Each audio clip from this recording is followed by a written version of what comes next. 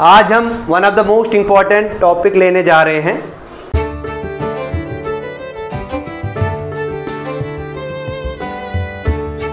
Topic का नाम है R&K सिलेक्शन, जिसे हम लाइफ हिस्ट्री स्ट्रेटेजी के नाम से भी जानते हैं। पॉपुलेशन इकोलॉजी का one of the most important और one of the trending topic है ये, ठीक है ना। अब क्या होता है लाइफ हिस्ट्री स्ट्रेटेजी और क्या होता है R सिलेक्शन और K सिलेक्शन, इस चीज़ पे आज हमने डिस्कस करना है। तो सबसे पहले जो लाइफ हिस्ट्री स्ट्रेटेजी था, इस पे सबसे पहले काम किया है आर्थर एंड विल्सन ने। आर्थर एंड विल्सन ने, बाद में इसको इम्प्रूव किया पेनिकिया ने। तो आर्थर एंड विल्सन का बहुत कंट्रीब्यूशन रहा है लाइफ हिस्ट्री स्ट्रेटेजी को लेकर।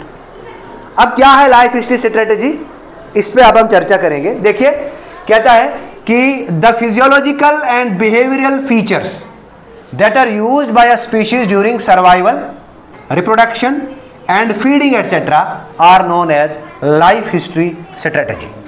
एक बैक्टीरिया है, वो अपनी लाइफ को कैसे सर्वाइव कर रहा है, उसका फिजियोलॉजिकल बिहेवियर कैसा है, उसके कंपटीशन करने की एबिलिटी कैसे है। अगर हम कंपेयर करेंगे ह्यूमन और बैक्टीरिया को, तो दोनों में बहुत डिफरेंस देखने को मिलता है। रिप्रोडक्शन कैपेबिलिटी एक बैक्टीरिया की कैसी है, ह्यूमन की कैसी है। सर्वाइवल कैपेसिटी एक बैक्टीरिया की कैसी है, ह्यूमन की कैसी है। कंपटीशन की कैपेसिटी, कंपटीशन की एबिलिटी ह्यूमन में ज़्यादा है, बैक्टीरिया में कम है। तो आर्थर एंड विल्सन ने इसके लिए स्ट्रेटेजी बताई कि नेचर में दो किस्म की स्ट्रेटेजी पाई जाएगी, एक K सिलेक्शन, दूसरा R सिलेक्शन। इस R सिलेक्शन को हम कहते हैं, R सिलेक्शन में जो स्पीशीज आएंगी उन्हें R सिलेक्शन स्पीशीज कहेंगे। K सिलेक्शन में जो स्पीशीज आएंगी उन्हें K सिलेक्शन स्पीशीज कहेंगे।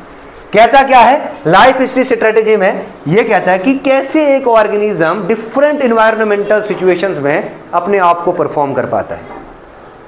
एक organism under different environmental conditions कैसे वो सर्वाइव करेगा, कैसे वो अपनी एक्टिविटीज को परफॉर्म करेगा, ये हम पढ़ते हैं लाइफ हिस्ट्री स्ट्रेटेजी में। Is it clear to all of you?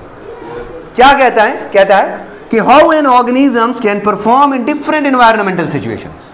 Now depending on their way of life, एक ऑर्गेनिज्म अपनी लाइफ कैसे गुजारता है, एक ऑर्गेनिज्म अपनी लाइफ कैसे बसर करता है, वो कंपटीशन कैसे करता है, सर्वाइव कैसे करता है, उसका फीडिंग हैबिटेट कैसा है, ठीक है ना, वो ग्रोथ कैसे कर रहा है, क्या ग्रोथ चार्ट हो रही है, ज़्यादा इकोलॉजिकल सक्सेशन क्या वो पॉइनियर स्टेज पे आ रहा है कि क्लाइमेक्स स्टेज पे आ रहा है, रिप्रोडक्टिव रेट क्या उसका हाई है कि लो है, कंपटीशन एबिलिटी क्या उसकी ज़्यादा है कि कम है, ठीक है ना।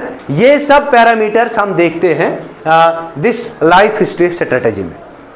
तो इसके बेसिस पे इन सब पैरामीटर्स को कि एक ऑर्गेनिज्म का बिहेवियरल लाइफ कैसी है, इसको मद्देनजर रखते हुए ऑर्गेनिज्म को दो कैटेगरी में क्लासिफाई किया है। One is known as R strategies, इसे हम R सिलेक्शन भी कहते हैं। दिस R स्ट्रेटेजीज को हम, what does this R mean, इस R का मीन क्या है, दिस R मीन्स रिप्रोडक्शन। तो दो species in this selection the rate of reproduction is very high but the rate of competition is low. Now in this type of selection, rate of reproduction is high and ability of competition, or you can say that the potency of competition is low. Clear hai? Now in this R selection, here they live in disturbed habitat. ये disturbed habitat में रहते हैं। For example bacteria, animal plants जो हैं ये disturbed habitat में रहते हैं, तो इन्हें हम कहते हैं they are R selected species. ये क्या है, ये R सिलेक्टेड स्पीशीज है। नाउ अगर हम इनका ग्रोथ रेट निकालेंगे तो ग्रोथ रेट इनका निकल के आता है dN/dt, this will be equal to Rn। dN/dt stands for growth rate and R is the reproductive potential and N is the number of females, और you can say that number कितना है इनका। Now this R selection species is also known as fugitive species, or you can say that opportunistic species. Why they are known as opportunistic species? Because life में इनको एक ही बार opportunity मिलती है कि ये ज़्यादा से ज़्यादा रिप्रोड्यूस करें। अगर ये ज़्यादा से ज़्यादा रिप्रोड्यूस नहीं करेंगे तो इनका एक्सटेंशन होगा, ठीक है ना। इसीलिए ये डिस्टर्ब्ड इन्वायरमेंट में रहते हैं। तो डिस्टर्ब्ड इन्वायरमेंट में रहने की एक कंडीशन ये भी है, हो सकता है ये पूरे एलिमिनेट ही हो जाएंगे। सक्सेशन की बात करेंगे तो पायोनियर में आते हैं। तो पायोनियर एक ऐसी स्टेज होती है जो रिप्लेस हो जाती है। क्लियर है ये चीज? तो ये था हमारा R selection strategy. Now let us discuss about K selection. Now this K selection is also known as K strategy. इस के सिलेक्शन को हम के स्ट्रेटेजी भी कहते हैं। The species found in K selection, the species found in K selection are known as suitable species. Now in these strategies they have high competition ability but low reproduction ability। अब इस case में क्या होगा? इस case में competition की ability ज्यादा होगी और रिप्रोडक्टिव रेट जो है वो कम होगा, रेट ऑफ रिप्रोडक्शन कम होगा। नाउ दे लिव्ड इन, ये किस एनवायरनमेंट में रहते हैं? ये रहते हैं अनडिस्टर्ब्ड एनवायरनमेंट में, और you can say that they lived in stable habitat. Is it clear to you? ये आप अनडिस्टर्ब्ड हैबिटेट में रहेंगे, यानी कि अनडिस्टर्ब्ड एनवायरनमेंट में रहेंगे, और ये जो के सिलेक्शन है, ये के सिलेक्शन, ये जो आर सिलेक्शन है, ये डिस्टर्ब्ड एनवायरनमेंट में रहेगी। तो यहां पे जो ग्रोथ रेट निकल के आएगी वो ये आएगी dn upon dt, this will be equal to rn k minus n upon k।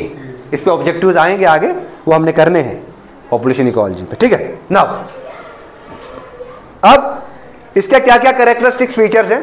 एक साइड से मैंने लिया लाइफ हिस्ट्री स्ट्रेटेजी, एक साइड में आर सिलेक्शन के कैरेक्टर्स देखूंगा और दूसरी साइड में के सिलेक्शन के कैरेक्टर्स देखूंगा। नाउ देखिए, अगर हम देखेंगे आर सिलेक्शन स्ट्रेटेजी में डेवलपमेंट की, तो जो आर सिलेक्टेड स्पीशीज है उनकी ग्रोथ फास्ट होती है, उनका जनरेशन टाइम भी फास्ट होगा, उनका रिप्रोडक्टिव रेट भी हाई रहेगा।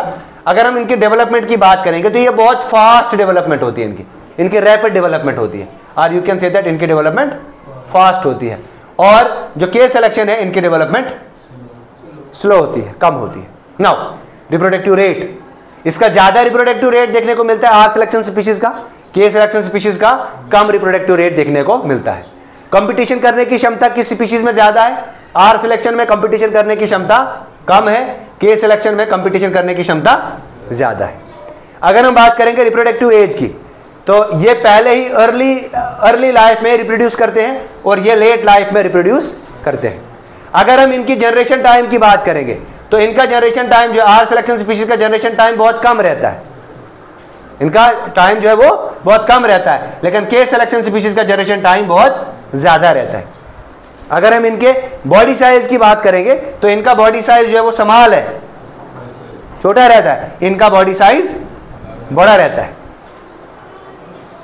ठीक है। अगर पेरेंटल केयर की बात करेंगे तो आर सिलेक्शन में पेरेंटल केयर देखने को नहीं मिली है, के सिलेक्शन में पेरेंटल केयर होती है, मतलब पेरेंट्स जो है अपनी प्रोजेनिस की केयर करता है, that's known as parental care. Now survivalship curve, हमने सर्वाइवलशिप करू पे बहुत डिस्कशन किया है, type 1, type 2, type 3, highly convex, highly concave और डायगोनल, डायगोनल भी है ना एक। नाउ टाइप सेकंड जो है वो डायगोनल है। यहां पे सर्वाइवलशिप करू कैसा है? टाइप 3 हमें आर सिलेक्शन में देखने को मिलता है और टाइप 1 हमें के सिलेक्शन को देखने में मिलता है। उसके बाद लाइफ स्पैन, जो आर सिलेक्शन स्पीशीज है उनका लाइफ स्पैन शॉर्ट होगा, के सिलेक्शन स्पीशीज का लाइफ स्पैन ज्यादा होगा, ठीक है। उसके बाद अगर हम देखेंगे पॉपुलेशन साइज की, देखिए जो आर सिलेक्शन स्पीशीज उनका पॉपुलेशन साइज वेरिएबल होगा, जब कंडीशन फेवरेबल होंगे तभी वो ज्यादा रिप्रोड्यूस करेंगे, कहीं पे ये ग्रो ही नहीं करेंगे, है ना। तो इनका पॉपुलेशन साइज जो है वो वेरिएबल रहता है, मतलब वेरी करता है फ्रॉम प्लेस टू प्लेस। लेकिन जो के सिलेक्शन स्पीशीज है उनका पॉपुलेशन साइज जो है वो स्टेबल रहता है, नॉट वेरिएबल, ठीक है ना। अब डिस्पर्सल एबिलिटी, डिस्पर्सल एबिलिटी की अगर हम बात करेंगे तो के सिलेक्शन में डिस्पर्सल एबिलिटी कम देखने को मिली है, आर सिलेक्शन में डिस्पर्सल एबिलिटी ज्यादा देखने को मिलती है, ठीक है ना। बैक्टीरिया डिस्पर्स बहुत जल्दी हो जाते हैं, एनिमल प्लांट्स भी डिस्पर्स बहुत जल्दी होते हैं। Now another is habitat type, मैंने पहले कहा R selected species disturbed habitat में रहती है और K selection species undisturbed habitat, और यू कैन से दैट ये स्टेबल हैबिटेट में रहती है। उसके बाद नेक्स्ट आता है सक्सेशनल स्टेटस। अगर हम बात करेंगे आर सिलेक्शन की तो आर सिलेक्शन जो है ये कहाँ पे रहते हैं? ये पायोनियर सक्सेशन में देखने को मिलते हैं, और जो के सिलेक्शन है वो स्टेबल यानी कि क्लाइमेक्स स्टेज पे हमें देखने को मिलते हैं। उसके बाद एनर्जी वेस्टेज, सबसे ज़्यादा एनर्जी वेस्ट कौन करता है? सबसे ज़्यादा एनर्जी वेस्ट करते हैं के सिलेक्शन वाले, कम करते हैं, और आर सिलेक्शन वाले ज़्यादा करते हैं। अच्छा, नंबर ऑफ प्रोजेनीज के सिलेक्शन में कम रहेगा और आर सिलेक्शन में ज्यादा रहेगा, लेकिन size of progenies R selection में कम रहेगा और के सिलेक्शन में हाई रहेगा। ठीक है ना। तो ये था आज का टॉपिक जिसमें हमने डिस्कस किया लाइफ हिस्ट्री स्ट्रेटेजीज को। ठीक है, थैंक यू।